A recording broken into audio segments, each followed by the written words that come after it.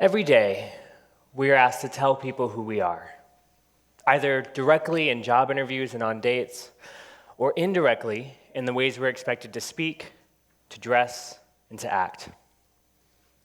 In fact, it's the first thing that I'm tasked with doing for you today, to tell you a little bit about myself. And I never really know where to begin, so I start with my name, Robert Thompson. Now, we all know Shakespeare. We all know a rose by any other name, but we also know that names carry with them a large amount of unspoken code. So, Robert Thompson. It's not quite right, so I might tell you that some of my friends call me Robbie. But since I don't want to sound childish, I might opt for a short but firm Rob. I should also tell you that my name used to be Robert Cordero Garcia, and that this name comes from my father, Angel Miguel Garcia, and with it, an entire family, culture, and history that I never had the privilege of interacting with growing up. You see, in my family, there are 3 last names.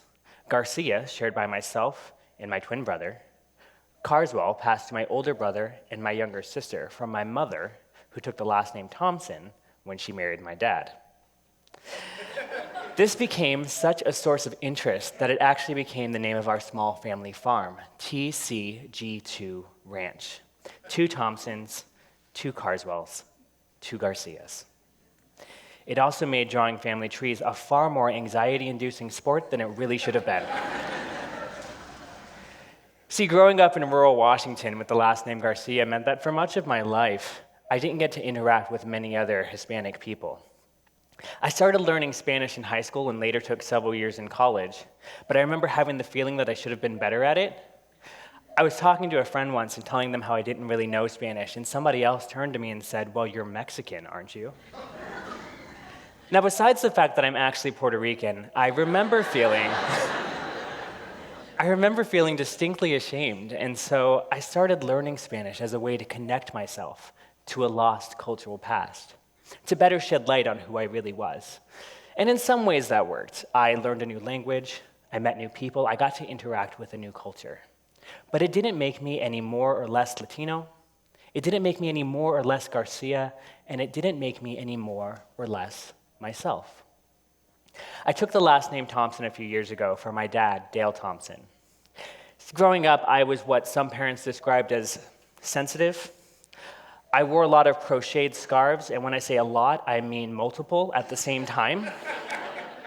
I delighted in playing characters like Tituba in The Crucible and the nurse in Romeo and Juliet.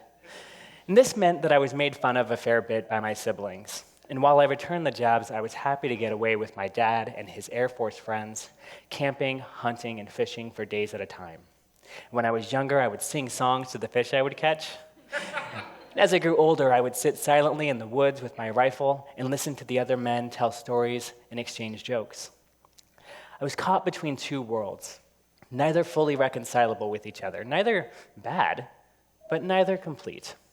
And I know now that we have names for these worlds, right? Masculine and feminine.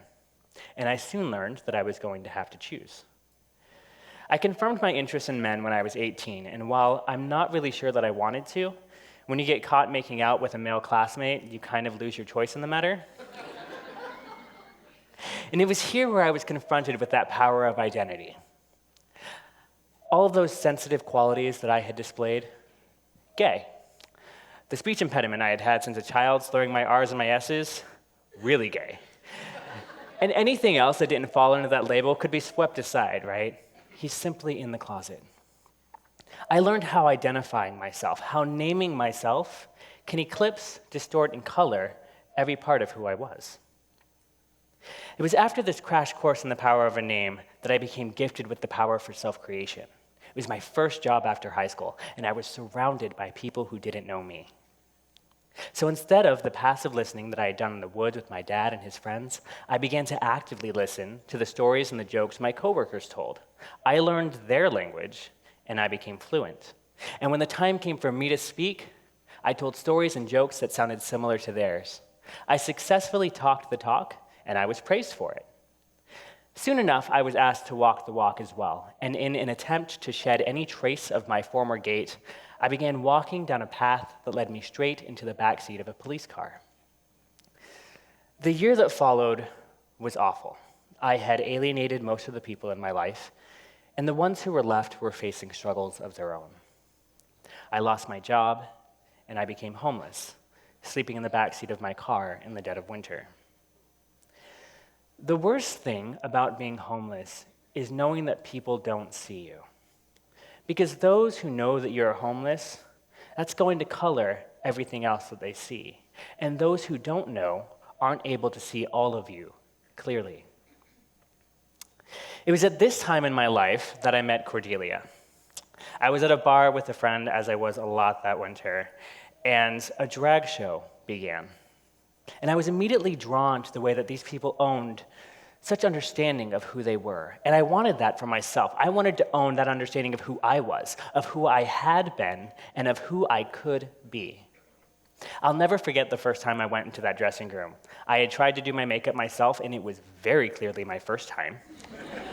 I was embarrassed, and the last thing I expected when I opened that door was for one of the queens to turn to me and simply say, "So glad you could join us." Another came over, introduced herself, gave me a big hug as if we were old friends, and sat me down in front of a cramped mirror. No one asked me to explain myself. No one asked me to justify my presence. They were simply happy I could join them. I chose the name Cordelia as a feminization of my middle name. The best thing about drag is being able to be seen on your own terms. Drag is defined simply as costuming, and with those costumes comes the opportunity to show new sides of yourself. So from show to show, I could experiment. I could keep the parts that felt right, and anything that didn't fit, I could set it aside, and I could learn from it. Drag didn't come with the cultural mix-up that I was experiencing in everyday life. I could marry my masculine and feminine. I could explore my Latin heritage or play with my white rural upbringing. I could doll myself up in big hair in sequins or strap on my short punk rock wigs and combat boots. No one asked me to explain my choices. They were mine to make. We all use a form of drag in everyday life. We pour through our closets looking for the perfect costume for work, for a date, for a night on the town. We change our hair and our makeup. We slip in and out of our customer service voices. Even our facial hair and our colognes, it's all drag. We all do it. But unlike Cordelia and her costume comrades, we don't always have the option to pick up and drop off these costumes every day.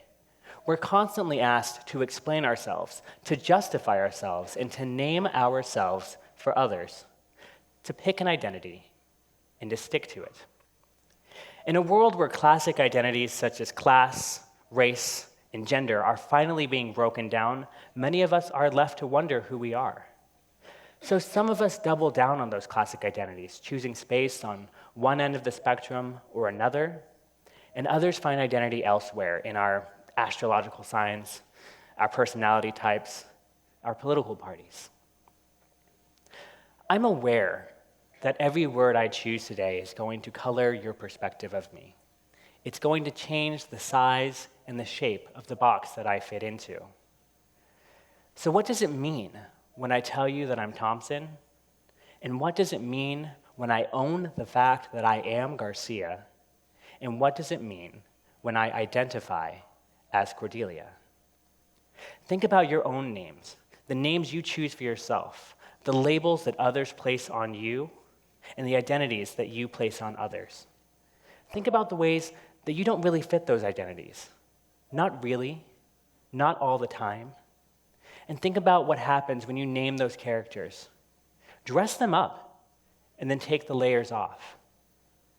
As RuPaul Charles would say, we are born naked. The rest is drag. We don't have a choice about whether or not we perform in this drag show, but we do have a choice of what to wear. So we take what society gives us, and we deconstruct that. And the parts that feel good, we keep, and there are so many good parts out there. And the parts that don't fit, let's set them aside and learn from them. And together, we can build something shiny, and beautiful, and fabulous. Thank you.